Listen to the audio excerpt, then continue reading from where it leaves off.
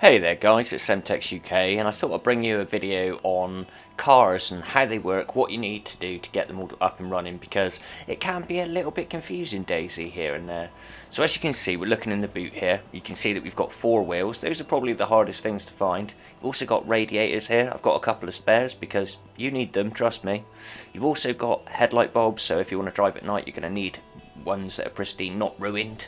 You've also got the hood, the boot, the 2 doors at the back and the 2 doors at the front. You don't have to have all of those body parts. It will run without any of those as long as it's got the wheels, the engine, the radiator, a battery and a spark plug, and this is where you put them out of your inventory just here.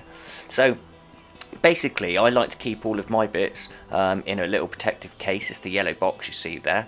It's got the battery and the spark plug in. I've also got another one on me that has exactly the same thing in, just so it doesn't get damaged. As you can see, you can pop them in your inventory, out of the box, straight in. Basically acts like keys to the car. So you know, whenever you get out of the car, you plan to leave it somewhere, you want to pop that in your inventory, take it away, and then someone else has to find those things to be able to use your car. You can also see the jerry can in my backpack. It's the green jerry can, sort of like a military one. You see me highlighting it there. It's got gasoline. It's now in my hands, just to illustrate it. And I'm going to kind of show you, it's on the back side of the car here. You've got the little fuel cap. You'll get the prompt look when you look directly at it. You can fuel this up. Now once you've done that, the can will be empty, or you know, dependent on how much fuel is in the car, but you'll be able to take this can to actually get gas from a petrol station. I'm going to insert a little clip of that later, just so you've got an idea. You basically walk up to the gas pump with the can in your hands, you look at it, you'll get a prompt similar to the one we just got to refuel the car. So basically those are the main things you're going to need. You have to attach them all to the car. You want to check the kind of condition of them, if they're worn or damaged or anything like that. Might be better to like kind of hold off on that, or maybe just stick it in there while you're kind of looking for those pieces. You can obviously, it's a lot easier kind of using the car to get these pieces. If you sort of running around the map and you find it, you can then drive down and pick things up. You've got quite a lot of space in the back of the Olga. You've got 400 slots. It's 100 more than the Adder. I prefer the Adder 4x4 if I'm completely honest, because you can drive off-road in it. It means that you can kind of you know, go do a bit more exploring and stuff like that. This one's lovely on the roads, but kind of as soon as you get kind of off-road on it, it hasn't got much grip on the tyres. You'll be sliding around on the grass and stuff.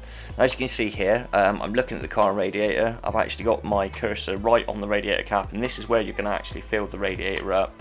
You can do that with PET bottles, canteens.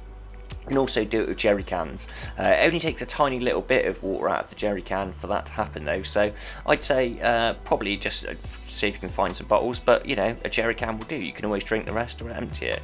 Now here's a couple of clips of where you're likely to find these things. As you can see, found a radiator in one of these sheds. These are a bunch of garages. I think this is where we find a gas can, just here. This is the most likely place to find them. As you can see, there's a plastic bottle on the floor there. We'll take that. And there's also trains, believe it or not. The train carts, the wooden train carts, and also these yellow garage buildings are absolutely brilliant. You can find all kinds of stuff. You usually find spark plugs in those. These are the trains I was talking about. Basically, you pop into the side of them. There's like an invisible ramp up to the side. You can open the door, have a look around either side. And I've been quite lucky. I found like quite a few jerry cans in these, so definitely worth checking out. Now, in the shed here, we've got a barrel.